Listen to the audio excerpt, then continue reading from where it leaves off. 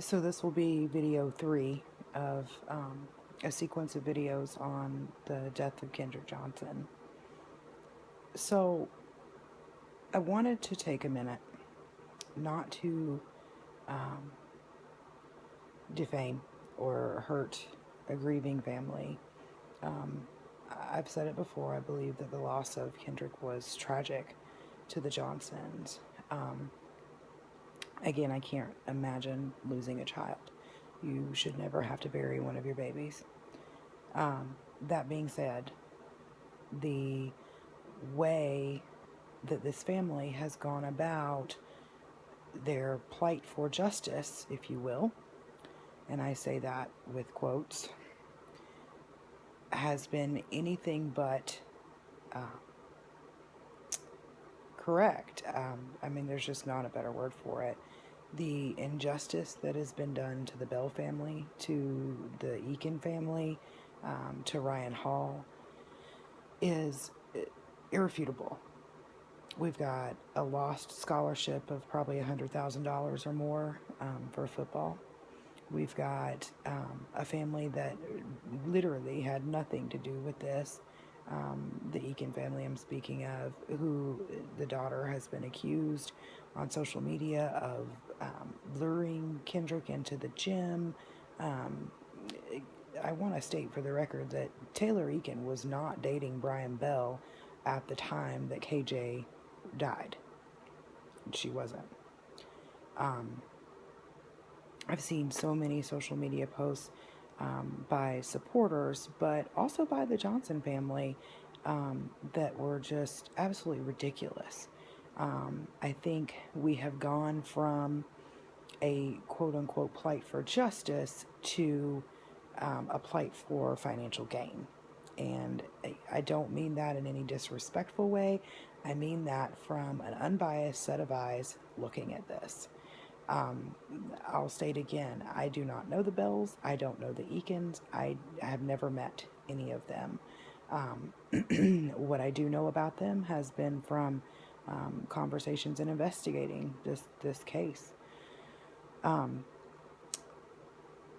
the accusations have been so wild, unscrupulous. I mean, just absolutely ridiculous, for lack of better words. And that's not right. You know, people are um, still innocent until proven guilty. Um, no one has been charged with a crime in this investigation that's been ongoing now for coming up on 3 years. Um, and I feel as though the Twitter trolls, if you will, the Facebook trolls, they just, I think it's turned into a money scheme, and a race baiting issue. I believe fully that, and I want you to think about this from a real, true, honest standpoint. If Kendrick had been a white male that died in the exact same way, we would not be here today. I wouldn't be making this video.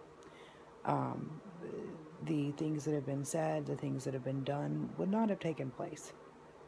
And the facts are the facts. That's sad. It's truly sad. No lives matter more than any others.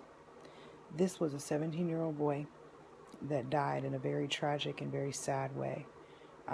He was not sick, he was not ill, he didn't have cancer. It was a tragic accident. And I don't understand how the family cannot understand that.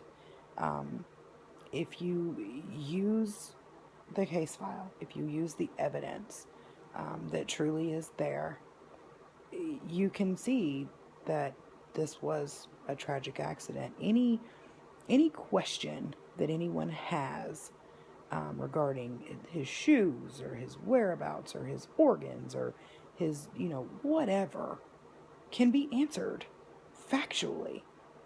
There really aren't any aspects of this case that cannot be answered with either science or true facts of what happened. I'll get to some of those too in a minute.